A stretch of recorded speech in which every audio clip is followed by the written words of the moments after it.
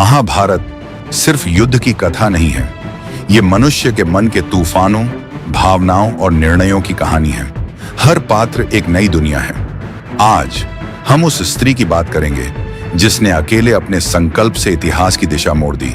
वो थी अंबा, और उससे जुड़ा एक योद्धा जो अपनी प्रतिज्ञा के लिए मृत्यु को भी गले लगा सकता था, भीष्म पितामह। ये है प्रेम, प्रतिज्ञा और प्रतिशोध की अमर गाथा। काशी नगरी गंगा किनारे बसा एक समृद्ध राज्य। राजा काश्य अपनी विद्वता, न्यायप्रियता और वीरता के लिए प्रसिद्ध थे। उनकी सबसे बड़ी खुशी थी उनकी 3 पुत्रियां, अंबा, अंबिका और अंबालिका। अंबा तीनों में सबसे बड़ी, जन्म से ही असाधारण सुंदर और बुद्धिमान थी। उसकी आंखों में हमेशा एक चमक रहती थी, मानो वह दुनिया के हर रहस्य को पढ़ सकती हो। बचपन में ही उसने धनुर्विद्या, शास्त्र और राजनीति का गहरा ज्ञान प्राप्त कर लिया था। वह सिर्फ राजकुमारी नहीं, बल्कि एक ऐसी कन्या थी जो सिंहासन की जिम्मेदारी भी उठा सकती थी। राजमहल के गलियारों में पली बड़ी अंबा ने जल्दी ही सीखा, सत्ता सिर्फ सिंहासन पर बैठने से नहीं मिलती, बल्कि फैसलों से बनती है। उसके मन में एक सपना था, अपने जीवन का साथी ऐसा हो जो न केवल वीर हो, बल्कि उसके विचारों का सम्मान भी करे। एक दिन एक भव्य यज्ञ में काशी नगरी में आए कई राजा और राजकुमार। वहीं पहली बार अंबा की नजर पड़ी शाल्वराज पर। शाल्व राज्य का युवराज, युद्ध कला में निपुण, ऊंचे कद काठी का, तेजस्वी नेत्रों वाला। यज्ञ की अग्नि की लौ में उसके चेहरे का तेज और भी बढ़ गया था। अंबा और शाल्वराज के बीच कोई औपचारिक परिचय नहीं हुआ, लेकिन जब उनकी आंखें मिली, समय जैसे थम गया। उस एक क्षण में दोनों ने एक अनकहा वादा कर लिया कि उनका जीवन एक दूसरे के साथ बीतेगा। अगले महीनों में अलग अलग राजकीय अवसरों पर उनकी मुलाकातें होती रहीं। शाल्वराज अंबा की बुद्धिमत्ता और साहस से प्रभावित था, और अंबा को शाल्व में वह आदर्श जीवन साथी दिखता जो तलवार से युद्ध जीत सकता है और शब्दों से दिल। धीरे धीरे उनका संबंध गहरा हुआ। उन्होंने मन ही मन तय कर लिया, जब अंबा का स्वयंवर होगा, शाल्वराज उसमें भाग लेकर उसे जीतेंगे। इसी समय सैकड़ों मील दूर हस्तिनापुर में अशांति छाई थी। हस्तिनापुर एक विशाल और समृद्ध साम्राज्य था, लेकिन समृद्धि भी तब टिकती है जब उत्तराधिकारी हो। महाराज चित्रांगद के निधन के बाद सिंहासन संभाला उनके पुत्र विचित्रवीर्य ने। वह मात्र किशोर अवस्था में थे, अनुभवहीन पर कोमल हृदय वाले। भीष्म गंगा पुत्र सिंहासन के वास्तविक स्वामी होने के बावजूद अपने पिता को दिए वचन के कारण आजीवन ब्रह्मचर्य और सत्ता से दूर थे।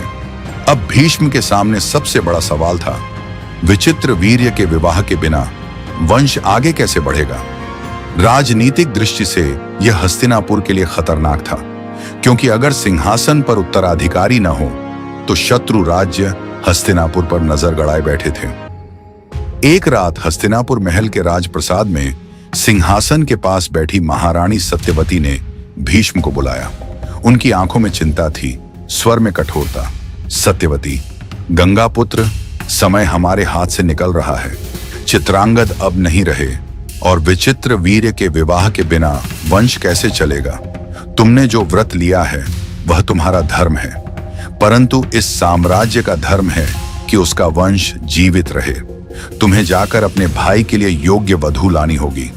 भीष्म ने मां समान सत्यवती की बात सुनी। उनकी आंखों में दृढ़ता आई।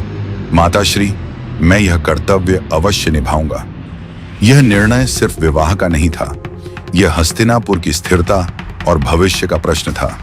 तब भीष्म ने अपने मन में गणना की, कौन सा राज्य सबसे उपयुक्त है, जहां से विवाह न केवल वंश के लिए बल्कि राजनीति के लिए भी लाभकारी हो। उनकी नजर पड़ी काशी पर। काशी नगरी धन, संस्कृति और शक्ति में अग्रणी थी। राजा काश्य की 3 कन्याएं, अंबा, अंबिका, अंबालिका, अपनी सुंदरता और गुणों के लिए पूरे आर्यावर्त में प्रसिद्ध थीं। अगर काशी और हस्तिनापुर का वैवाहिक संबंध हो जाए तो यह न केवल 2 महान राज्यों का गठबंधन होगा, बल्कि दुश्मनों को एक सशक्त संदेश भी देगा। इसी समय यह समाचार आया, राजा काश्य ने तीनों कन्याओं के लिए भव्य स्वयंवर आयोजित किया है। वहां पूरे आर्यावर्त के वीर राजकुमार और महारथी उपस्थित होंगे।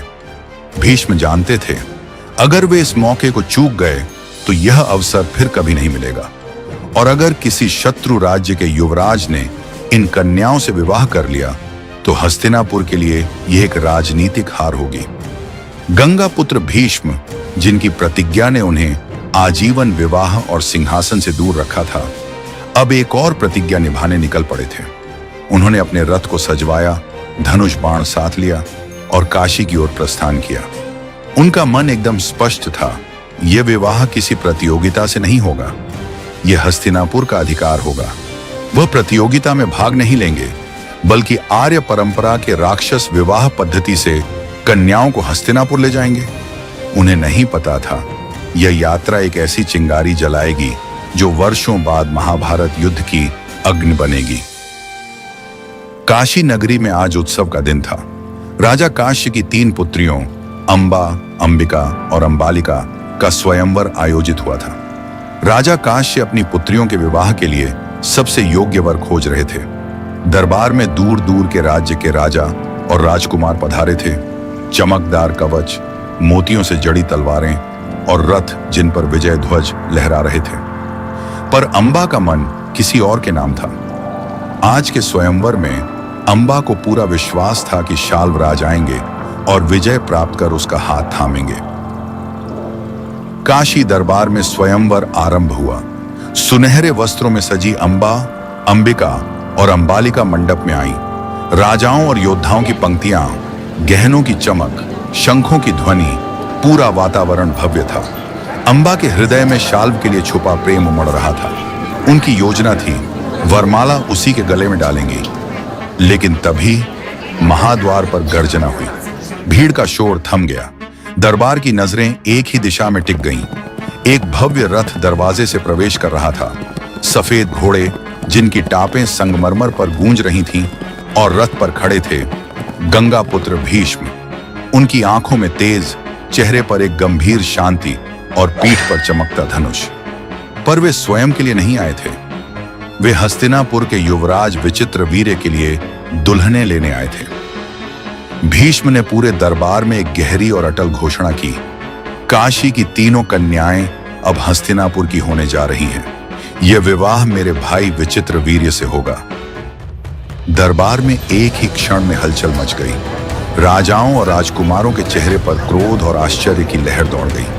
कईयों ने तलवारें खींच लीं, उनके कवच चमक रहे थे और राजसी रथों की घंटियां जैसे युद्ध के बिगुल बज रही हों। शब्दों की गर्मी और तलवारों की चमक के बीच भीष्म खड़े थे, स्थिर, शांत और अविचल। भीष्म ने अपने विशाल धनुष को उठाया और जैसे ही उन्होंने तीर का संचालन किया, पूरा रणभूमि बदल गया। वायु में धूल और धुंध उठी। रथों के पहिए जमीन से गर्जन करने लगे। शाल्व और अन्य राजकुमारों ने मिलकर भीषण प्रतिरोध किया। अपने सैनिकों से घेरा बनाया, युद्ध के शस्त्र तैनात किए। पर भीष्म की शक्ति, उनका साहस और उनकी प्रतापी छवि सभी पर भारी पड़ गई। गंगा पुत्र के सामने खड़ा होना मानो मृत्यु को निमंत्रण देना। एक के बाद एक विरोधी पीछे हटने को मजबूर हुए। भीष्म ने निर्णायक गति से कदम बढ़ाए। उनकी दृष्टि तीनों राजकुमारियों पर टिकी, अंबा, अंबिका और अंबालिका, जो भय और आश्चर्य के मिश्रित भाव से अपने रथ पर खड़ी थीं। भीष्म ने बिना किसी विलंब के तीनों को अपने रथ में बिठाया।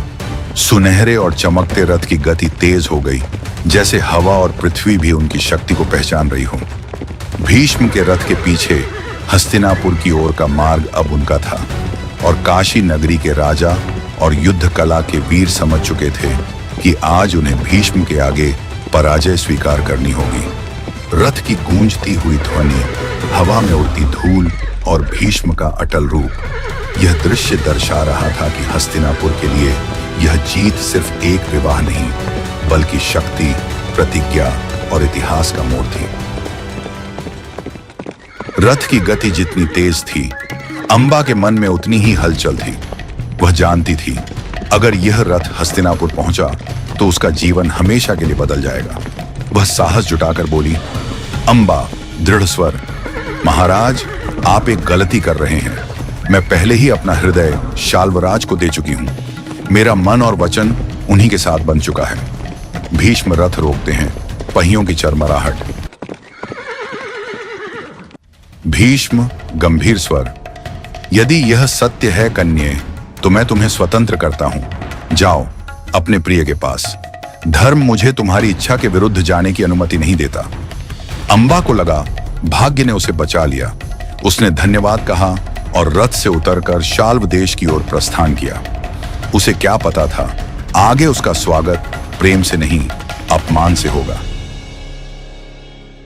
जब अंबा शाल्वराज के दरबार में पहुंची, उसकी आंखों में प्रेम था, पर शाल्व की आंखों में क्रोध। भीष्म से स्वयंवर में हारने का कलंक उसके गर्व को तोड़ चुका था। शाल्वराज कटु स्वर, अंबा, तुम किसी और के रथ में बैठकर आई हो। मेरे शत्रु के हाथों में पड़ी हुई स्त्री को मैं अपनी पत्नी नहीं बना सकता। यह विवाह मेरे कुल का अपमान होगा। अंबा के लिए यह वज्रपात से कम नहीं था। जिस व्यक्ति के लिए उसने अपने पिता का दरबार छोड़ा, वही उसे ठुकरा रहा था। अब वह अकेली थी, न प्रेम, न सम्मान, न ठिकाना। अंबा ने अपनी आखिरी उम्मीद भीष्म में देखी। वह उनके पास लौटी, आंखों में आंसू पर स्वर में दृढ़ता। अंबा, भीष्म, मेरी स्थिति तुम्हारे कारण बनी है। अब तुम्हें ही मुझे अपना बनाना होगा। भीष्म अटल स्वर, कन्ये, मैं जीवन भर ब्रह्मचर्य की प्रतिज्ञा ले चुका हूं। धर्म मुझे विवाह करने की अनुमति नहीं देता। मैं तुम्हारी पीड़ा समझता हूं, पर अपनी प्रतिज्ञा नहीं तोड़ सकता। ये सुनकर अंबा का हृदय जल उठा। उसने ठान लिया, अब उसका जीवन सिर्फ एक लक्ष्य के लिए होगा, भीष्म का विनाश। अंबा ने राजसी जीवन त्याग दिया और तपस्या में लग गई। उसने वर्षों तक तपस्या की थी, कभी जल त्याग कर, कभी अन्न त्याग कर। वह केवल शिव का नाम जपती रही। उसकी देह दुर्बल हो गई थी, लेकिन आंखों में प्रतिशोध की अग्नि और संकल्प की दृढ़ता पहले से भी अधिक प्रज्वलित थी। जंगल की निस्तब्धता में केवल उसके मंत्रोच्चार और तप की आहट गूंजती थी। वह दिन आया जब आकाश में विचित्र प्रकाश फैला। हवा स्थिर हो गई, वृक्ष जैसे नतमस्तक हो गए। आकाश से दिव्य डमरू की ध्वनि सुनाई दी और गगन चीरते हुए प्रकाश की एक तेज रेखा अंबा के सामने उतरी। उसी प्रकाश से प्रकट हुए महादेव शिव। उनकी जटाओं से गंगा की धारा बह रही थी। तीसरे नेत्र से दिव्य आभा प्रकट हो रही थी और उनके चारों ओर अग्नि व प्रकाश का मंडल लहरों की भांति फैल रहा था। उनका स्वर गूंजा, गंभीर, करुण और शाश्वत। शिव बोले, अंबा, तुम्हारा तप अमोघ है, तुम्हारा संकल्प अडिग है, परंतु इस जन्म में तुम्हारा प्रतिशोध पूर्ण नहीं होगा। यह नियति का नियम है। अंबा की आंखों से आंसू बह निकले। उसने हाथ जोड़कर कहा, भगवान, मैंने अपना जीवन केवल भीष्म के विनाश के लिए समर्पित कर दिया है। यदि अभी नहीं तो कब? शिव ने शांत स्वर में उत्तर दिया, देवी, धैर्य रखो।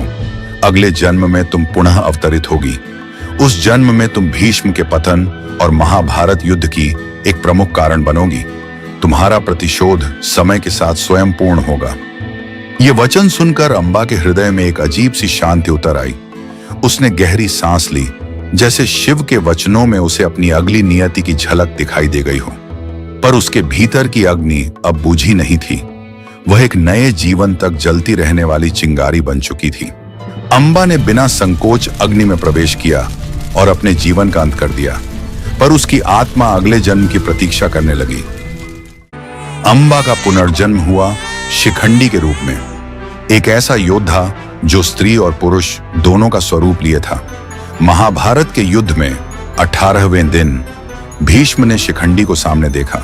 वे पहचान गए, ये वही अंबा है। भीष्म मुस्कुराते हुए, मेरी प्रतिज्ञा मुझे स्त्री पर अस्त्र उठाने से रोकती है और यही तुम्हारी विजय है अंबा। शिखंडी के पीछे से अर्जुन ने बाणों की वर्षा की और भीष्म पितामह रथ से गिर पड़े। अंबा का प्रतिशोध पूरा हुआ। ये कहानी हमें सिखाती है कैसे कभी कभी एक निर्णय, एक प्रतिज्ञा, एक अपमान, एक अधूरा न्याय पीढ़ियों तक इतिहास की दिशा बदल सकता है।